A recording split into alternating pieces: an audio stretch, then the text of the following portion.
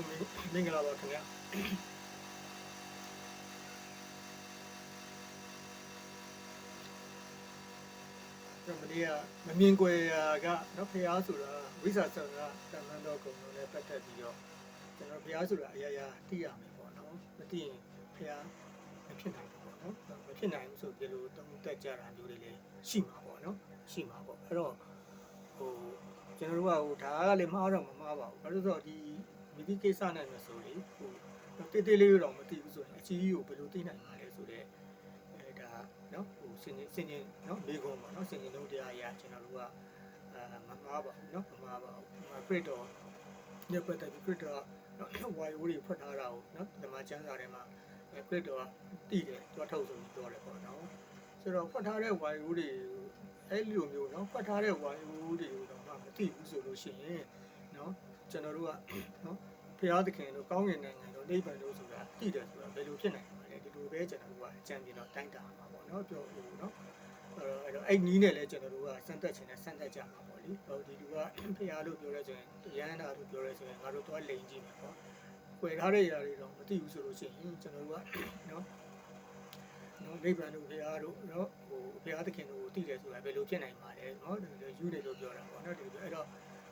့ဒီနေ့မှာကျွန်တော်တို့ပြောချင်တဲ့တော့ကဘာလဲဆိုတော့မတူဘူးနော်မတူပါဘူးနော်ဖုံးွယ်ထားတဲ့အရာတွေကိုနော်သိချင်းမသိချင်းနဲ့ကျွန်တော်တို့ကနော်ဘုရားသခင်တို့နိဗ္ဗာန်တို့နော်ကျွန်တော်တို့ကသိတာနဲ့မတူပါဘူးသူကတပိုင်းတက္ကနာကြီးနော်တက္ကနာတစ်ဖက်စီပေါ့နော်စန့်ကျင်ဘက်နော်ကျွန်တော်တို့တက္ကနာကြီးနော်တစ်ဖက်စီပေါ့နော်ကျွန်တော်တို့ကအဲ့တော့ကျွန်တော်တို့ဘယ်လိုပြောမလဲဆိုတော့လောကနှစ်ခုကြားထဲမှာကျွန်တော်တို့ကနော်ရက်နေတဲ့ဘုရားကျွန်တော်တို့ကပဲလေရှိမှရှိတဲ့အနိစ္စသင်္ခါရလောကရှိမယ်။နောက်မှရှိတဲ့အနိစ္စသင်္ခါရကင်းရနော်လောကရှိမယ်။ဒီလောကနှစ်ခုကြားထဲမှာနော်ဒါအားလုံးလည်းရက်နေတာပဲခုနကရေလေးတွေကကျွန်တော်ရှင်းပြလို့ပေါ့နော်သိချင်းမသိချင်းပဲခေါ်တာပေါ့နော်လူဖြစ်လာပြီဆိုတော့ဟိုကဒီလိုသဘောမျိုးနဲ့ကျွန်တော်တို့တတဝါဆိုတာတက်ရှိဆိုတာဖြစ်လာတယ်ပေါ့နော်ဆိုတော့ခုနကကျွန်တော်ပြောတဲ့ပုံပွေထားတဲ့အရာတွေဆိုတာကကိုယ်မျက်မှောက်အရှိမှရှိတဲ့လောကတွေကအကြောင်းအရာတွေနော်အကြောင်းအရာတွေခုနကကျွန်တော်ပြောကိုမျက်စိရှိဟိုဆိုကြလို့ကျွန်တော်တို့ကနော်ဒီရှေ့မှာရှိတဲ့ကျွန်တော်တို့ကနော်ခုနပစ္စည်းပစ္စယတွေကိုကျွန်တော်တို့ကပုံပွေထားတာတွေဆိုတာခုနကျွန်တော်ပြောတော့နိဗ္ဗာန်ဆိုတာကဒီကိုရှေ့မျက်မှောက်လောကတွေကမဟုတ်ဘူးလေနော်ကျွန်တော်တို့ကနော်ကိုရဲ့နော်ပြောမယ်ဆိုရင်အတိတရားရဲ့မျက်မှောက်ပြင်ပပေါ့နော်ဟိုနော်ခုနဟိုမျက်မှောက်လောကနဲ့အကင်းတဲ့နေရာကျွန်တော်တို့ပါပဲလေနော်ဟိုနော်အမှန်တရားပေါ့နော်အတိပေါ့နော်အဲ့တော့ဘာဖြစ်မလဲဆိုတော့နော်ဟိုအရှင်းအဟာတွေကိုမသိတာနဲ့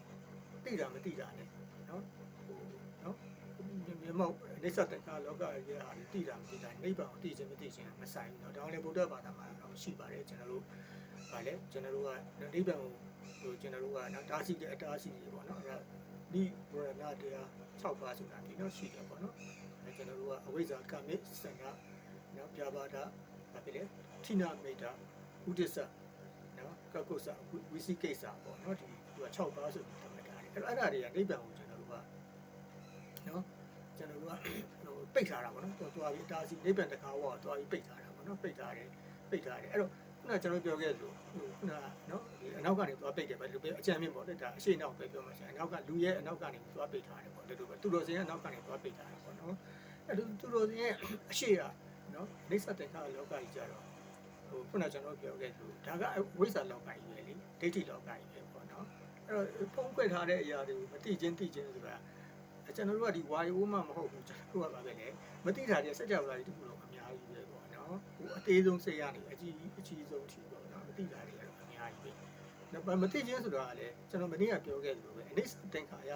လောကဆိုတာပေါ့အချိန်နဲ့မှပြောင်းနေတယ်စက္ကန့်တိုင်းမှပြောင်းနေတယ်အခုစက္ကန့်လေးအခုဒီနေ့သိတာတွေမတည့်ဖြန့်မဟုတ်တော့နော်စပင်းကျွန်တော်ပြောရပါတော့စပင်းတွေကောက်ဝေးတွေဒီနေ့ကျွန်တော်ဒီနေ့ဒီပဲမဟုတ်ဘူးလည်းနေရမဟုတ်တော့ကျန်တဲ့အရာဆိုကျွန်တော်ဘုရားပြောတယ်လေပါပဲစက္ကန့်တိုင်းမှာကျွန်တော်တို့ကပါပဲလေဒီဓာတွေကနော်ဟိုဖြစ်ပြပြောင်းလဲနေတယ်ပေါ့နော်ဆိုလို့ရှိရင်ပို့ဆုံးမှာပေါ့နော်မသိဘူးပေါ့နော်ဒါနဲ့ကျွန်တော်တို့ကဒါကဟိုဘေးတင်တို့အဲ့ဒီဟာတွေလည်းတွားပြီးကျွန်တော်တို့ကရောနေတယ်တင်တယ်နော်ကျွန်တော်တို့ကဘေးနေစရာတွေဆိုတွေကဖုံထားတယ်မသိပါဘူးတကယ်တော့ကျွန်တော်စိတ်ထင်တယ်ပေါ့နော်ဘုရားရဲ့ဤတွေနဲ့ကျွန်တော်တို့တွက်ကြည့်လို့ရှိရင်နော်ဟိုစက္ကန့်တိုင်းမှာနော်ဖြစ်ပြပြောင်းလဲနေတဲ့လောကကြီးမှာ ဘယ်လိုသိနိုင်မှာလဲဒီနေ့ဟုတ်ပြီမင်းအခုတည်တာဒီနေ့တည်ထားတဲ့ကမနေ့ပြန်မဟုတ်တော့ဘူးနော်အဲ့တော့စက္ကန့်လေးမှပြောင်းလဲနေတဲ့အားတွေကဘယ်လိုလုပ်ဖြစ်နိုင်လဲနော်ဒါယုံကြည်သူစိတ်ကကျွန်တော်တို့ကနော်ယုံကြည်မှုပေါ်လိုက်ပြီးကျွန်တော်တို့ကဖြစ်ပြနေတဲ့အရာတွေပေါ့နော်ဖြစ်ပြနေတဲ့အရာတွေလို့ပဲပြောရမှာပေါ့နော်အဲ့တော့ဘာဖြစ်လဲဆိုတော့ခုနဘာဖြစ်လဲတို့တော့ကျွန်တော်တို့ကဘာဖြစ်လဲဒီလောကကြီးမှာကြာတော့ကျွန်တော်တို့ကဘာဖြစ်လဲဆိုတော့ဒါကတော့ခုနကျွန်တော်ပြောခဲ့တယ်ပေါ့ဒီကျွန်တော်တို့ကမသိပေမဲ့နော်သူတော်ကောင်းတွေကမသိပေမဲ့ခင်ဗျားကမသိပေမဲ့ဘိုးတော်ကသိတယ်ဝိဇ္ဇာတွေကသိတယ်အကုန်သိတယ်ခွဲပုံနေတဲ့ဟာသိတယ်ပုံထားတဲ့ဟာတွေသိတယ်လူရဲ့စိတ်ထဲဟာတွေသိတယ်နော်ခုနဘိုးတော်တွေဝိဇ္ဇာတွေဆိုတာနော်ဒါမျိုးတွေကျွန်တော်ဟိုခေတ်တွေကနေပြီးဒီခေတ်တွေဘာသာနော်လူမျိုးတိုင်းဘာသာတိုင်းမှာဒါတွေကရှိကြတာပေါ့နော်ဟိုဒီမသိပေမဲ့ဘိုးတော်တွေကတော့ဗာပြီလေသိတယ်ဆိုတော့ပေါ့နော်အဲ့တော့ဘိုးတော်ဘုရားဖြစ်သွားတယ်ပေါ့နော်ဘိုးတော်ဘုရားတွေပါတယ်ပေါ့နော်အဲ့တော့ဘိုးတော်တွေကတော့သိသလားဆိုတဲ့မိတဲ့ခါကျတော့ကျွန်တော်ပြောမယ် तू ကတော့သိတယ်ဆိုတာကသူ့လောကပေါ့နော်လောကတစ်ခုနဲ့ကျွန်တော်တို့ကဒါဒီနေ့ကကျွန်တော်ရှင်းပြတဲ့ညာမျိုးပါပဲနော်ဒီခုနှစ်ပေါင်းများစွာကျွန်တော်တို့ကနော်ဒါတွေကဟိုတိုင်းနိုင်ငံအတိုင်းပြည်အုပ်ချုပ်ရေးနဲ့ဆက်လာတယ်နော်ဟိုခေတ်ကနော်ကျွန်တော်တို့ပဒေသတိခင်မှာကျွန်တော်တို့ကနော်ဟိုတဝိဆန်ပိုင်းပဒေသတိခင်မျိုးမှာနော်အာနာရှင်ခေတ်လို့ခင်မျိုးမှာနော်ကျွန်တော်တို့ကလူတွေကိုဒီနည်းနဲ့ပဲကျွန်တော်တို့ကနော်ထိန်းချုပ်လို့ရတယ်ထိန်းချုပ်ထားတာပေါ့နော်ခုနလူတွေအာနာရှင်တွေဒီနည်းနဲ့ပဲထိန်းချုပ်ထားတယ်ဒီနီးလန်းနေတယ်ပေါ့နော်အဲ့တော့ကအာနာရှင်ကိုလည်းဟိုဘင်းကိုလည်းကျွန်တော်တို့ကပါပဲလေကပြန်ပြီးဒီလီတန်းနဲ့ဒီလူတွေကပြန်ပြီးပါပဲလေထိန်းချုပ်ပြန်တယ်ပေါ့ဒီဟာတွေကလူဖွဲ့စည်းတဲ့မှာကျွန်တော်တို့ကတကယ်နဲ့နဲ့ရှိုင်းပြပဲလေလူတမန်လူတွေမတိပဲနဲ့နဲ့ချိုင်းမြစ်တွေလာတာဟိုခက်တယ်ပေါ့နော်ဟိုခက်ပေါ့တက်ပေါင်းများစွာတရားပေါ့နော်အဲ့ဒါနဲ့ကျွန်တော်တို့ကလူတွေကိုဖန်ဆာထားတာဟိုနော်ချုပ်ဟိုလုံမိုးထားတာနော်လုံမိုးအာနာရှင်ပြည်တွေဆိုတာဒါတောင်းလဲကျွန်တော်တို့ကနော်အာနာရှင်ကိုကျွန်တော်တို့ပါပဲလေအာနာရှင်စနစ်မှာတော့အာနာရှင်ကိုဘင်းသေးဘင်းဖြစ်စနစ်ပါနော်တောင်သူကြီးမင်းတို့ပါလေကျွန်တော်တို့ကဆက်လင်းကိုခွေးလို့ပါပဲလေဒီလိုပေါ့နော်တောင်သူကြီးမင်းဟိုဥယျာဉ်တဲ့လာလေတဲ့ဟိုလာဝင်ပြီးအတိတဖားလေးကပူစားခဲနဲ့ပေါက်လိုက်တာကျွန်တော်တို့ကသူကဘင်းဖြစ်သွားဒါမျိုးတွေပေါ့နော်ဆက်လင်းကိုခွေးလို့ပြီးတော့ဟိုဒါကကဘာကြီးမှလည်းရှိတယ်နော်ကျွန်တော်တို့ကနော်ဟိုဘင်းဟိုတက်ရင်ဘင်းဖြစ်တယ်ဆိုတဲ့အားမျိုးတွေပေါ့နော်အဲ့တော့အဲ့ဒီဘောပဲကျွန်တော်တို့ကပါလဲဆိုတော့ခုနဒီခုနဘိုးတော်တွေကအာနာရှင်မို့လုပ်ရတာပေါ့ဒီပဲပြောကြနော်အာနာရှင်မို့လို့ပဲကျွန်တော်တို့လုပ်ပြရတယ်ပေါ့နော်အဲ့တော့အာနာရှင်ဖြစ်တဲ့ကြောင့်နော်ခုနအာနာရှင်ကသူကနော်အတ္တကိုနော်အာနာရှင်အတ္တသိမ့်တယ်ပေါ့အကျမ်းမြင်ပြတာတကယ်တော့အတ္တသိမ့်လို့မရပါဘူးနော်ဒါသဘောတရားသဘောရပြောတာပေါ့နော်စကားရပြောတာအတ္တကိုသိမ့်ပိတ်ထားလိုက်ပြီဆိုလို့ရှိရင်ကျွန်တော်တို့ကသူကတတိုင်းပြည်လေးကိုကျွန်တော်တို့ကချုပ်ကင်ထားနိုင်တဲ့သဘောကိုကြောက်သွားတာပေါ့နော်ကြောက်သွားတဲ့အတွက်ကြောင့်ကျွန်တော်တို့ကဒီနည်းနဲ့တစ်ပေါင်းများစွာခုနနော်လူသမိုင်းတစ်လျှောက်မှာကျွန်တော်တို့ကနော်ဒီလီလန်းတွေကနော်လူမသိပဲနဲ့တကယ်ကိုနော်ကျွန်တော်တို့ကတော့နော်ပညာရက်တွေဖြစ်နေကျွန်တော်တို့ကလည်းတရှိနေကြတာပေါ့လေအဲ့တော့ဒီဘက်ရောက်တော့လေဒီလိုပဲပေါ့နော်ကျွန်တော်တို့က case set တွေပြောင်းလာတော့လေဒါတွေကထောင်ဟန်ရေးတွေနီးနာတွေနဲ့ဆက်နေသွားပြန်တော့ပေါ့နော်ဆက်နေသွားပြန်တဲ့အခါကျတော့အဲ့တော့ဟိုတိတ်အားကြီးတဲ့အခါကျတော့အဲ့တော့ဟိုတခုတော့ရှိတယ်ယနေ့ဒီမိုကရေစီတော့ခုနအာဏာရှင်ဘယ်ရင်တယောက်တည်းဟိုချုပ်ကင်တာမဟုတ်တော့ဘူးเนาะတိုင်းပြည်အုပ်ချုပ်ရေးမှာပြည်သူအုပ်ချုပ်ရေးပေါ့နော်ဒီမိုကရေစီအုပ်ချုပ်ရေးလူတဲ့အုပ်ချုပ်ရေးကူးပြောင်းလာတာသူတို့ရဲ့အခန်းကဏ္ဍတွေကလည်းအားနေတာတွေကြောပါလာတယ်ပေါ့နော်ဒီမျိုးကပ်ပြီးကျွန်တော်တို့ချုပ်ကန်ခန့်နေတာတွေကလည်းအားနေလာတယ်ပေါ့နော်ဒါတော့မရှိတော့ဘူးလားဆိုတော့အခုလိုပေါ့နော်အတိုင်းပြည်တပြည်မြဲကြီးတိုက်ပွဲတွေခုနเนาะစစ်ပွဲတွေကြားမှာကျွန်တော်တို့ကခုနเนาะထောင်လိုင်းရဲ့အခန်းကဏ္ဍတွေ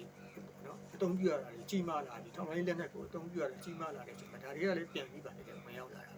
ာနော်ဒါတွေပြန်ပြီးနော်ဟိုဒီသဘောတရားတွေပြန်ပြီးရှေ့ခုခေတ်ကသဘောတရားတွေပြန်ပြီးပါလေ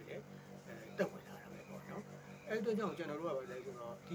လောကဘာတိုင်းပြည်မတိမငြိမ်ဖြစ်တယ်ကဘာကြီးမတိမငြိမ်ဖြစ်တာတွေလည်းကျွန်တော်တို့ကပါလေစစ်ပွဲတွေဖြစ်တယ်စစ်မဖြစ်ရင်ကျွန်တော်တို့ကပါလေကိုဝါပေါ့နော်စစ်အေးတိုက်ပွဲတွေဖြစ်တယ်စစ်အေးတိုက်ပွဲတွေမှာကျွန်တော်တို့ကပါလေဒီထောင်လိုင်းရဲ့အခန်းကဏ္ဍတွေကကြီးမားတယ်ထောင်လိုင်းရဲ့အခန်းကဏ္ဍတွေရှင်ပြိုင်မှုတွေကြီးမားတဲ့ရှင်ကျွန်တော်တို့ကဗာလေဒီကံပြတ်တက်တွေကလည်းဗာဖြစ်တယ်အားကောင်းလာတယ်ပေါ့အားကောင်းလာတယ်ပေါ့နော်အဲ့တော့ကဘာကြီးက ဒါရှင်းနေတာပဲเนาะကျွန်တော်တို့ကစစ်ပွဲတွေပေါ့နော်ဖြစ်တယ်เนาะစစ်ကိုနျူကလ িয়ার လက်နက်နဲ့ပိုင်တဲ့နိုင်ငံတွေတိုင်းပြည်တဲ့တိုင်းပြည်ပြည့်လို့ရှိရင်တေမှာဆိုတော့လက်နက်နဲ့ပြည့်မိတာသူတို့စီးပွားရေးပေါ့နော်စီးပွားရေးရှင်ပြန်မှုပုံစံကစီးပွားရေးပုံစံကကျွန်တော်တို့ကမှားနေတယ်ပဲပြောမှာပေါ့နော်ကျွန်တော်တို့ကဘာလို့ကျွန်တော်တို့လူဆိုတာကတိတ်ဆန်နေပြီးတော့စစ်တဲ့တဖြည်းဖြည်းတိုးတက်လာတာပေါ့နော်အဲ့တော့အရာရာတိုင်းမှာလည်းတိတ်ဆန်ကနေပြီးတော့တိုးတက်လာကြတိတ်ဆန်စိတ်ကိုအခြေခံပြီးတော့ကျွန်တော်တို့က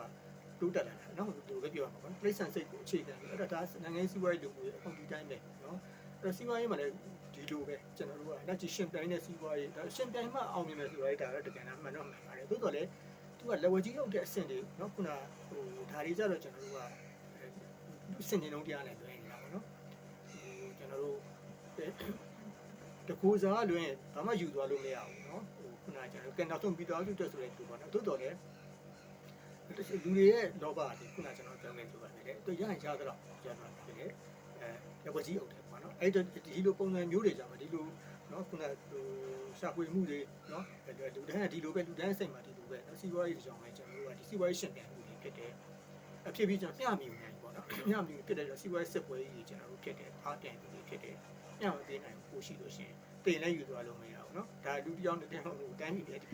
ဒီလိုပဲပေါ့နော်ကိုမရှိဘူးကလာပြင်တယ်ဒါလည်းမှန်ပါတယ်ဘက်ကနိုင်ကြည့်တယ်ခါကျတော့အဲ့လိုသူရှင်ပြိုင်ကြတယ်ရှင်ပြိုင်နဲ့ခုနထောင်လိုင်းရှင်စစ်ပွဲတွေပါတာပေါ့နော်ထောင်လိုင်းအမျိုးစီပွားရေးမှာသူကသူစီးပွားပြက်အောင်လုပ်တာမျိုးတွေနော်ပထမမျိုးတွေနော်ကိုစီးပွားပြက်အဲ့ထောင်လိုင်းမှာစစ်ပွဲတွေပါတဲ့အချိန်မှာဒီထောင်လိုင်းရဲ့ခန့်ငန်လာတွေကလည်းတခါကြီးမားလာပြန်ကြီးမားတော့ကြောင့်ဒီကံပြခန့်ငန်ခံရတွေလည်းကြီးမားလာတာပေါ့နော်အဲ့တော့ဒီဟာတို့ဒီကံပြခန့်ငန်လာတွေတိတ်ကြီးမားလာတဲ့အခါကျတော့သူတို့ကလည်းကျွန်တော်တို့ကနော်ဟိုခုနသူတို့ကိုသူတို့တိတ်ပြီးနော်ဟိုသူတို့ငကိုတဲ့ကအဝိဇ္ဇာဒိဋ္ဌိလည်းရှိနေတဲ့အခါကျတော့ဟိုသူကဘယ်လိုပေါ့အရာအလုံးသူကနော်ချုပ်ကင်ထားတယ်တိုင်တယ်ဆိုတဲ့အမြင်မျိုးပဲဒါထောင်လိုင်းဖြစ်ဘူးတော့ဖြစ်ဒီလိုပဲနော်ကျွန်တော်တို့ကထောင်လိုင်းဆိုတဲ့အားလုံးကငါတို့လက်ထက်မှာရှိတယ်ဒီလိုထင်ကြတာပေါ့နော်အားကောင်းလာတယ်နေများနော်ဘယ်သူမှဆိုအဲ့တော့ငါတို့လက်ကထွက်လိုက်တဲ့လူတွေဘူးတော့ဆိုပို့ဆိုတာပေါ့နော်ဘူးတော့ဒီပါတယ်အမြင်ပွေရနေပြီးတော့အဲ့လိုထင်တဲ့အချိန်မှာခုနကတကယ်အားကောင်းတဲ့အချိန်မှာသူတော်ကောင်းတွေပါစမ်းတက်တာတွေလည်းရှိတယ်နော်သူတော်ကောင်းတွေအဟမ်းတာတွေနော်ပုံကြီးဟန်းတွေဒါတွေတော့စမ်းတက်ပဲပြီးပါပြီလေသူကအမြဲတမ်းသူကနှမ်းမှုချုပ်ကန်ထားနိုင်လို့သူတို့ပါပြီလေစူးစမ်းမယ်အဲ့တော့ကျွန်တော်တို့ကဘာဖြစ်မလဲဆိုတော့အဲ့လိုအနေအထားမျိုးမှာကျွန်တော်တို့ကနော်ဟိုခုနဘယ်လိုပြောမလဲကျွန်တော်တို့ကနော်ဆိုကြပါစို့ကျွန်တော်တို့ကအားကြီးရာဒီနော်ကျွန်တော်တို့ကနော်ဟိုအားကြီးတဲ့ရာအားနေတဲ့ရာကိုနှမ်းမိုးခြင်းတွေဖြစ်စေနှမ်းမမိုးခြင်းတွေဖြစ်စေနော်ငုံထားတဲ့သဘောတော့ရှိနေတာအားပဲလေနော်စံချိန်ပဲတရားတွေမှာနော်အားကြီးတဲ့လာတဲ့အရာတင်းငယ်တဲ့အရာကိုပါဖြစ်တယ်အတူတူဆိုရင်တော့သူကပြန်ပြတ်နေနေရှိမှာပေါ့တေးသွားပြီဆိုတော့ပါဖြစ်တယ်သူကဝါမျိုးနိုင်ဝါမျိုးပဲဝါဟိုတခါတည်းဝါမျိုးသိမ့်ပိုက်နိုင်ဝါမျိုးသိမ့်ပိုက်လို့မရဘူးတဲ့သူကပါဖြစ်တယ်ငုံထားတဲ့ပုံစံမျိုးတော့ဖြစ်မှာပေါ့နော်အဲ့တော့ဓမ္မနဲ့အာဓမ္မတွေအဲ့လိုပေါ့နော်ဓမ္မအားနေလို့ရှိရင်အာဓမ္မပါဖြစ်တယ်ဝါမျိုးသိမ့်ပိုက်လို့ရရင်သိမ့်ပိုက်ပဲဒီဘက်ကဓမ္မကြီးဘယ်လိုမှနော်သိမ့်ပိုက်လို့မရတဲ့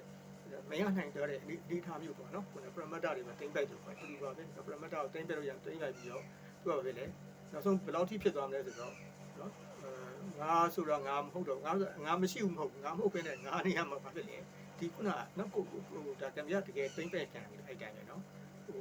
ဟိုကိုလို့မထင်တော့ဘူးနော်ငါလို့မထင်တော့ဘယ်နဲ့သူကပဲလေအဲ့မမြင်ရတဲ့ဘိုးတော်ကကိုလာပြီးကိုလက်ထဲကိုရောက်နေတယ်ပေါ့နော်ပူးနေတယ်ကိုလို့ဒီများကံပြလက်လှုပ်ချီလှုပ်သွားလာလှုပ်ရှားပြောဆိုအဲ့ဒါကနော်ဒီအထက်ကိုတနည်းနည်းနဲ့သူကဘိုးတော်ရောက်နေပြီးတော့ကျွန်တော်တို့ကနော်ဝင်ပြီးတော့ပူးပြီးတော့ကျွန်တော်တို့ရောက်နေပြီးတော့သူကလုံနေတယ်လို့ထင်သွားတာပေါ့နော်တဲ့သူပြည်သူကဒါအဲ့ဆဲမှာပြည့်ညက်တင်နေသွားပြီးကျွန်တော်တို့ကဟိုခုနကနော်ဟိုဆိုတာပြည့်ညက်ပြတ်နာကြီးလေဗုဒ္ဓဘာသာဗမာနိုင်ငံမှာမြန်မာပြည်မှာပို့ဆိုးတယ်နော်9ရက်နေ့နေပါတယ်အဲ့ဒီဟာတွေနဲ့ကျွန်တော်တို့ကဒီဟာတွေအတိတ်ပဲကောက်ပြီးသူကဥတ္တဆက်ပြန့်လွင်တာပေါ့နော်ပြန်ဦးဒီကိုလေးကပြည့်ညက်တွေပြန့်လွင်တဲ့ပေါ့အဲ့ဒါတွေပြန့်လွင်အဲ့ထက်ရုံမထွက်နိုင်တော့ဘူးနော်ဟိုခုနဟုတ်လုံးလုံးပေါ့ဟုတ်တော့လို့နဲ့ဒါနောက်ဆုံးတော့အဲ့ကိုမှဝင်ကူးတယ်ဆိုတာကြုံလိုက်တဲ့ကြောင့်ဒီလိုတွေကျွန်တော်ဖြစ်သွားတတ်တာပေါ့နော်ဖြစ်သွားတတ်တဲ့အခါကျတော့ဟိုခုနကဟိုနော်တုံတန်ကတော့နော်မိတိကိစ္စမဆိုပါဖြစ်လေကျွန်တော်တို့အင်အားတိတ်ကြီးလာပြီဆိုရင်အင်အားနေတဲ့ຢာဟိုနော်ဒါဟိုဘယ်လိုပြော theory ပေါ့နော် theory သဘောရဆိုလို့ရှိရင်ကျွန်တော်တို့ကဗာလဲကျွန်တော်တို့ဟိုတင်းပြောလို့ပေါ့နော်အာခိမီကိစ္စပါလားနော်ကျွန်တော်တို့ကသူ့ကို နော်ဒီကုတ်တန်သဘောတရားပါပေါ့နော်သူ့ကိုနော်သူကကုတ်တန်ရဲ့ formula နော်သဘောတရားကိုပြောတဲ့အခါကျတော့ဆက်တီးလို့ကုတ်တန်လို့ပေါ့နော်သူ့နော်ဒီခုနကဘာကြီးကိုကော်ထုတ်ဖို့အတွက်နော်ဒီခုနနော်ကော်ထုတ်တိုင်လောက်တဲ့ဒုတ်တချောင်းနဲ့နော်ကဘာပြင်းမှချီချကြရနေရာတစ်ခုသာပေးပါတဲ့နော်ဒီကဘာကြီးကိုကုန်းနဲ့ကော်ထုတ်ပြီးပြနိုင်တယ်တဲ့ theory သဘောရပေါ့နော်ဒါလုပ်လို့ရတယ်တဲ့လုပ်လို့ရတယ်ဆိုတော့ဒါ theory သဘောကတော့ဟုတ်တယ်နော်ဟုတ်တယ်ဆိုတော့ဘာလို့လဲကျွန်တော်တို့က theory သဘောမှာတော့နော်ခုနအင်အားကြီးတဲ့အင်အားနေတဲ့ຢာကိုသိမ့်ပိုက်မယ်နော်သိမ့်ပိုက်မယ်ခုနပြောသလိုဒီအင်အားနေတဲ့ຢာကိုတော့10ရောက်နဲ့သိမ့်ပိုက်ရမယ်ရောက်100ရောက်200 300 1000 1000အများကြီးကျရင်ကျွန်တော်တို့ကသိမ့်ပိုက်လို့ရမှာဒါ theory ကြီးပဲနေကျွန်တော်တို့ကနော်ရုပ် theory ပေါ့နော်ကဏ္ဍတင်ချာရဲ့သဘောပေါ့နော်သိမ့်ပိုက်လို့ရမှာပဲတိုးတော်တဲ့ဟိုခုနပြောလို့ပေါ့နော်တကယ်ဘုရားသခင်နော်ဘုရားသခင်ကိုယ်တိုင်နော်ဝင်စားတဲ့တူတွေရဲ့ parameter တွေတရားနာရဲ့ parameter တွေနော်ဗုဒ္ဓလို့လူဘုရားရဲ့ parameter တွေကျတော့အဲ့ဒါသိမ့်ပိုက်ဖို့မရဘူးသူဘယ်လောက်ကြိုးစားနေသိမ့်ပိုက်မရလေကြိုးစားနေသိမ့်ပိုက်လို့မရလေဖြစ်တဲ့အခါမှာနောက်ဆုံးတော့ဗာပဲလေသိမ့်ပိုက်တဲ့လူကအမှောင်ခုနပေါ့တကယ်တော့မမြင်ကွင်းကနေသိမ့်ပိုက်တာဟုတ်နော်အဲ့လူတွေကပေါ်လာတာပေါ့နော်ပေါ်လာဆိုလူမြင်ကွင်းကိုဘွားကနေပေါ်လာပြီးတော့နောက်ဆုံးတော့ဗာပဲလေအဲ့ဒါရှုံးနေမှုဖြစ်လို့ရှိရင်ဗာပဲလေလူမြင်ကွင်းမှာသူကဗာပဲလေသူရဲ့ဝါဒကိုစွန့်လို့ဖြစ်ရတာပေါ့နော်ဒီသဘောပါပဲသူကအတင်းကိုသူကလိုက်တိန်တာပေါ့တိန်လို့မရဘူးလိုက်တိန်ဒီလိုမျိုးပေါ့နော်ကျွန်တော်တို့ဆိုတာနှစ်ပေါင်းများစွာကျွန်တော်တို့ရဲ့နော်အဲ့ဒါကိုတိန်မှုစူးစမ်းခဲ့တာနော်မရပါဘူးနော်ခုထက်လည်းမရဘူးကျွန်တော်တို့တည်တဲ့ထိလည်းရမှာမဟုတ်ဘူးနော်ဒါကျွန်တော်တို့အရင်တော့သူနဲ့သူကံပြအခွင့်နဲ့ပြန်တက်ပါကျွန်တော်တို့ကဘယ်လိုပြောမလဲနော်စံကြဘက်ကနေကျွန်တော်တို့ပြန်နေတာပေါ့နော်ဟိုလိုက်စိတ်ကဓမ္မအာဓမ္မသဘောမျိုးတယ်ငါတို့အာဓမ္မကိုဒုထောင်ခံနိုင်တယ်အခုကမရှိတော့ဘူးကျွန်တော်တို့ကဒါတွေကိုကျွန်တော်တို့ကဘာလဲလွတ်မြောက်သွားပြီဖြစ်တဲ့အတွက်ကြောင့်ကျွန်တော်တို့ကနော်ခုနမလွတ်မြောက်ခင်မှာတော့ကျွန်တော်တို့ကအမှောင်ထဲမှာနော်အမှောင်ထဲကဘယ်သူမှလူတွေကိုကျွန်တော်တို့ကနော်အမှောင်ထဲကနေတကားဟုတ်တာဘယ်သူမှဖွင့်ပေးလို့မရဘူးနော်ဖွင့်ပေးလို့မရဘူးတော့ဒီလွတ်မြောက်မှုမရခင်နားမလဲဖွင့်ပေးလိုက်တာနဲ့အကုန်ရောတာပေါ့နော်ဒါကသူတို့စင်းဒီကျင့်ကြံမှုပါတယ်ဒီလိုပါပဲပေါ့နော်အဲ့တော့ဟိုအဲ့ဒီမှာအမှောင်ထဲမှာကျွန်တော်တို့ကလည်းအမှောင်ထဲကတကားလာခောက်တဲ့လူမှန်သမျှဒီနော်ခုနကကျွန်တော်ပြောလို့ပေါ့နော်ဟိုအချို့စီတော့ဘုန်းကြီးတွေပါလေဘုရားဘာသာဘုန်းကြီးကျွန်တော်မနေ့ကပြောလို့ပေါ့နော်ဟိုဝိဇ္ဇာတွေပါတကားလာခောက်ဖွင့်ပေးတယ်ပါညာဓာတ်ပုံတွေကရိုက်တယ်ပါညာပေါ့နော်ကျွန်တော်ကတော့ဖွင့်ကိုမပေးဘူးလူမြောက်မှုကိုမရောက်မချင်းကိုကျွန်တော်ဖွင့်မပေးဘူးဖွင့်ပေးတော့ခုနလိန်လို့ရတာပေါ့နော်ခုနနှခမ်းဝေးကားနဲ့လူကြီးကနော်ကောင်မလေးအယောင်ဆောင်ပြီးကျွန်တော်တို့ကတကားလာခောက်ပြီးဒီလိုပုံစံမျိုးတွေပေါ့နော်ဟိုသူတို့မှာသူတို့ကောင်းအောင်ဆောင်ပြီးကျွန်တော်တို့ကလည်းလာပြီးကျွန်တော်ဝင်လာတာမျိုးတွေလည်းရှိနိုင်တာပေါ့နော်ရှိနိုင်တဲ့အခါကျတော့ကျွန်တော်တို့ကဒါကိုလက်မခံဘူးနော်ခုန telepathy ဆိုတဲ့စကားကိုကျွန်တော်တို့ကပိတ်ထားတာပေါ့နော်ပိတ်ထားတာပေါ့နော်ဟိုလက်မခံဘူးပေါ့နော်တိုးတော့ကျွန်တော်တို့လူမျိုးမျိုးမြင်ပြီးတဲ့အခါကျတော့ဒါတွေလက်ခံလို့ရသွားပြီနော်ဆိုတော့ဝဲဩကရဲ့အတွင်းနဲ့အပြင်နဲ့ပေါ့နော်ရောက်သွားပြီနော်နောက်တစ်ဖက်ကလက်ဆွဲတဲ့လူတွေဝဲကအတွင်းဘက်ကဆွဲနေတာခုနကျွန်တော်ပြောသူပေါ်ပဲလေဟိုကအပြင်ကနေပြီးတော့ရှိတယ်လို့ဖြစ်တဲ့အတွက်ကြောင့်ဒီ telepathy စကားတွေကိုလည်းကျွန်တော်တို့ခုနဟိုအာဓမ္မစကားတွေတော့ကျွန်တော်တို့ကခုနနော်ဆွဲဥပက္ခပြီးဆွဲချလိုက်တာပေါ့လေဟိုခွာချလိုက်တာပေါ့နော်အာဓမ္မကျွန်တော်တို့ကနော်ဝါဒီတွေကနော်ခုနကဝဲဩကနေဖန်ဆွဲတဲ့လက်ကိုတော့ပြီးနာနဲ့ကျွန်တော်တို့ကပါပဲလေဥပက္ခပြီးလိုက်တာပေါ့နော်အဲ့တော့တို့ဆိုလေခုနဒီဘာသာစကားဆိုတာလေတော့လောကတွေကဘာလို့လောကတွေသူတော်စင်တွေကလည်းလောကီတွေမှာပဲကျွန်တော်တို့နော်ဒီဆက်သွယ်မှုဆိုတာကလောကီတွေကလာတာဟုတ်နော်သူတော်စင်တွေကလည်းခုနကျွန်တော်တို့ပြောခဲ့လို့လေလောကီတွေကနေပြီးတော့ဆက်သွယ်လာတယ်ပါတယ်နော်အဲဆိုဒါတွေကဟိုကျွန်တော်တို့ကမတိဘက်တို့ပါဆိုမှလည်းရှိတာလေဒီမှာဒလိုင်းလာမတို့ပါတော့အစားပေါ့နော်ဒါရှိတာနော်ခုန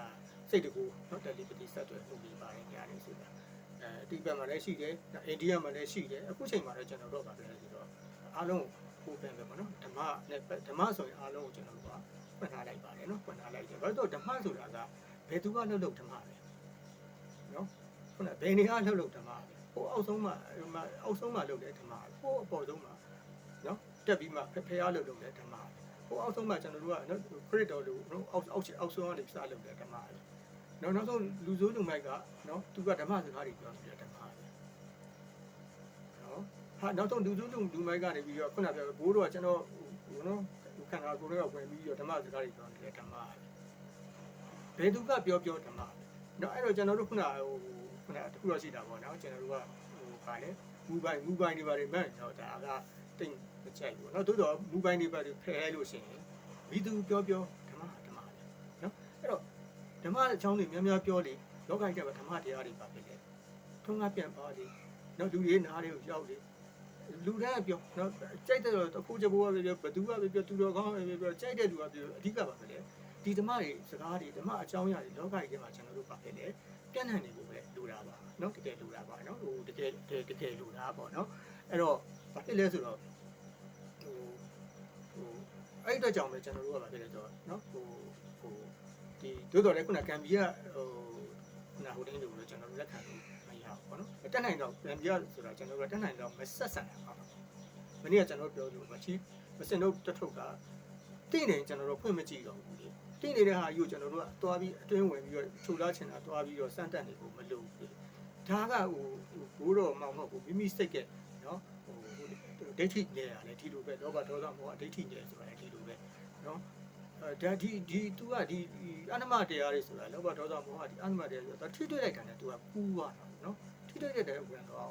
ခုနနော်ခုန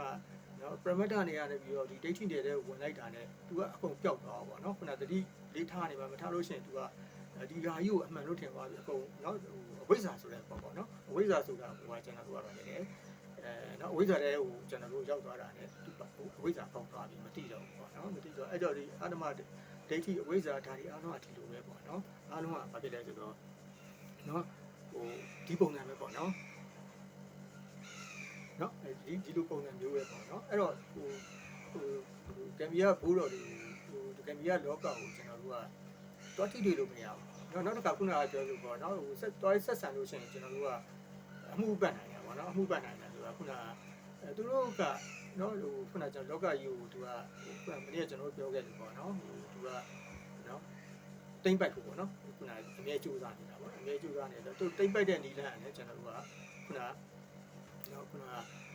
ကတိဝက်နီလန်းနေပေါ့တိဝက်နီလန်းနေဒါမနေ့ကကျွန်တော်ပြောခဲ့တယ်တိဝက်နီလန်းထဲမှာဒါသူတို့ကစေဝါလက်နက်ကစေဝါကတော့အဓိကပေါ့လေဂျပန်ပြည်ကရုပ်ကိုအစနော်ယုံကိုင်းလာအဲ့လိုပေါ့နော်ဒီစေဝါကတော့ဒီတော့စေဝါတစ်ခုတည်းလားဆိုတော့စေဝါတစ်ခုတည်းမဟုတ်ပါဘူးเนาะကျွန်တော်တို့ကဟိုစေဝါတစ်ခုနဲ့စေဝါကတော့သူကလူတွေကိုကျွန်တော်တို့ကလျှို့ဝှက်မင်းမင်းကြွယ်ရနေပြီးတော့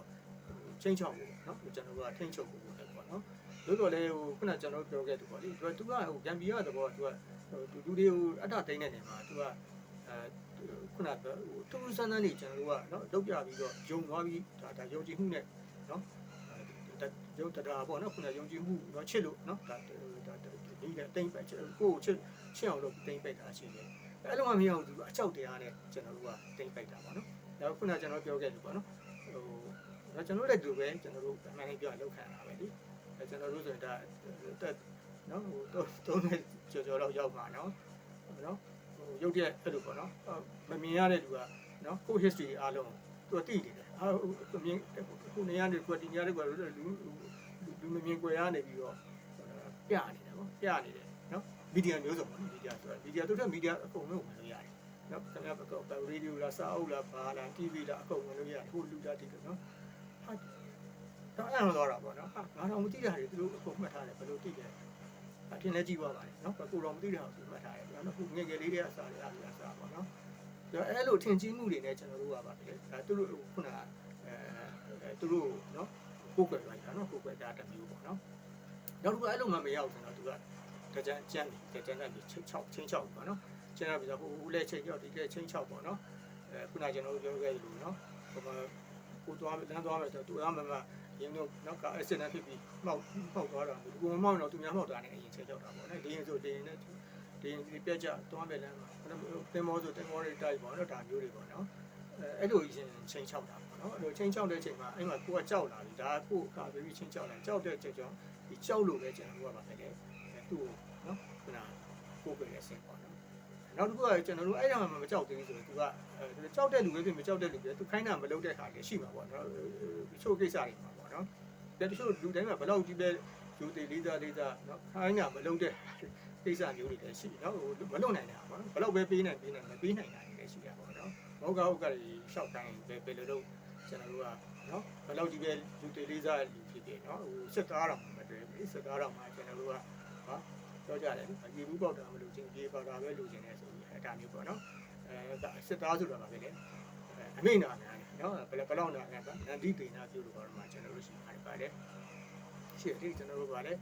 ဟိုနော်ဟိုကျွန်တော်တို့ပါတယ်နော်ဟို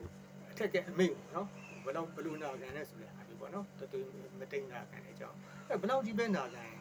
ပေါ့နော်မလုံနိုင်တာရှိတယ်နော်စစ်သားမှာတဲ့အဲ့ဆိုကြပါစို့မင်းမနဲ့ကလေးတွေပေးနိုင်တာပဲပေးနိုင်ဒါကျွန်တော်တို့ပြောနော်ထားတာအဲ့ဒါပို့ပြီးမင်း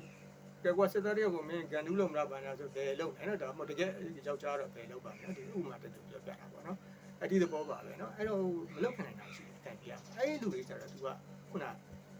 စေးနဲ့ကျွန်တော်လိုက်ပြီးကျွန်တော်တို့ကနော်ချင်းချောက်တယ်ပေါ့နော်ချင်းချောက်ဒီလိုမျိုးတွေပေါ့နော်အဲ့တော့စေးဝါတူအဲ့တော့ခုနမတော်ကားတွေဘာတွေမှအောင်လုပ်တယ်ဆိုတာဘယ်လိုလုပ်တယ်အများကြီးပဲမတော်ကားဒီခီးတဲ့တင်ကားကြီးကိုမှအောင်သူကပို့ချင်းချောက်တဲ့အနေနဲ့လုပ်ကြတယ်ဘယ်လိုလုပ်တယ်အများကြီးပဲလုံနေတဲ့ driver နော်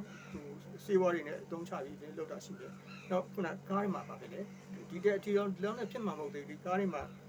တော့ဘိန်းတွေဘာတွေခြုံရအောင်နော် steering တွေ tire rod တွေဘောချိုင်းတွေ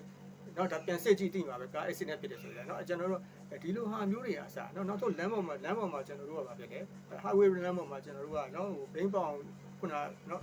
ဘာလဲတန်မိုးတွေချတာမျိုးတွေဆိုဥပမာကျွန်တော်ပြောတာဗာဒါကဟိုမော်တော်ကားလောက်နေပြောတာနော်အလင်းဆုံးဒီတက်ဆိုတာပေါ့ဒီနေ့ကြီးပြကြအောင်လုပ်ဖို့ဆိုတော့ကျွန်တော်တို့ကနီးမျိုးစုံရှိတယ်နော်ဒါပေမဲ့သူ့အပြင်မှာတော့သူကတကိုးနဲ့ပဲလုပ်တယ်ပြောတာနော်တကိုးနဲ့ငါချရတယ်တကိုးနဲ့တွေ့ရမှာဒီပြန်နေတဲ့လေဟုတ်ပြီနော်အဲ့အောက်ပြုတ်ကြလင်းပြက်အောက်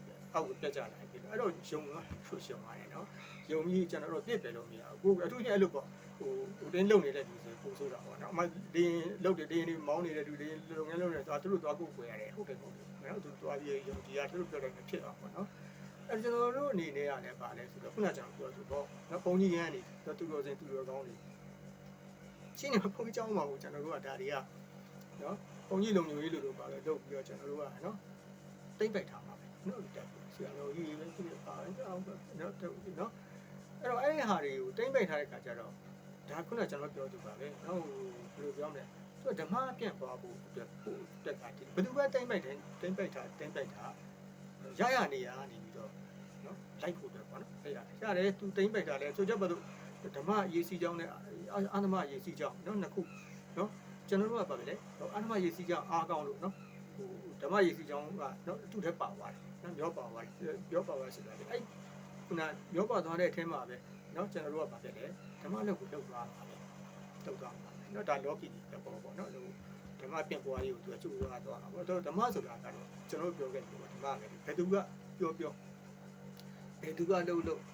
နော်လုတ်ခွင့်ရနေတာကပါပဲလေဒါလောကကြီးအတွက်ဘုရားသခင်ဗါလေဘုရားသခင်ပြည့်စက်နေခြင်းပဲပေါ့နော်ဘုရားသခင်ဟိုကျွန်တော်တို့ကဗါလေအလုပ်ကျေးပြုနေခြင်းပဲပေါ့နော်အလုပ်ကျေးပြုနေတဲ့ပုံပဲပေါ့နော်အဲ့တော့ဟိုခုနကျွန်တော်တို့ပြောခဲ့ပြီးမျိုးပဲနော်ဟိုဘူပိုင်ဒီပါတွေဆိုတာလေပြဿနာမရှိပါဘူးနော်ပြဿနာမရှိပါဘူးကျွန်တော်ပြောခဲ့လို့ပဲနော်ဟိုအဓိကဓမ္မနော်ဟိုအစွဲတွေပေါ့နော်ဘာဆိုကြလဲဟိုဒါလည်းဟိုအဓိကဓမ္မဆိုတာကိုကျွန်တော်တို့ကလည်းတိုးတက်လာတဲ့အချိန်ကာလမှာလူတွေနားလည်ပြီးတော့ကျွန်တော်တို့ကဒီပါပြီလေသဘောပေါက်လာပြီးတော့အစွဲတွေကိုဖယ်ပြီးတော့ကျွန်တော်တို့ကနော်ဟိုတင်းဖြစ်ဖို့ပဲလူတာပါနော်အစွဲတွေဖယ်ပြီးတော့လောကကြီးကိုငြိမ်းချမ်းအောင်နော်ဆောင်ကျဉ်နိုင်ဖို့နော်ဒီရဲ့စိတ်မှာတန်ဖိုးတွေပေါ့နော်တန်ဖိုးတွေပြောနော်ငါကောင်းတဲ့ဟာတွေတန်ဖိုးထားနိုင်ဖို့မကောင်းတဲ့ဟာတွေကိုကျွန်တော်တို့ကပဲလေတန်ဖိုးပါပဲလေမထားဖို့ပေါ့နော်ကောင်းတဲ့ဟာတွေကိုတန်ဖိုးထားပြီးတန်ဖိုးမထားပဲမကောင်းတဲ့ဟာတွေကိုမကောင်းတဲ့ဂုဏ်တွေကိုတန်ဖိုးထားတာမျိုးမဖြစ်အောင်ကျွန်တော်တို့ကလူဖွဲ့စည်းကိုကျွန်တော်တို့ကပါတယ်လေကျွန်တော်တို့ကပြတဲ့ဓမ္မနဲ့ကျွန်တော်တို့ကပဲလေတင် ကြားပြရအောင်ပေါ့နော်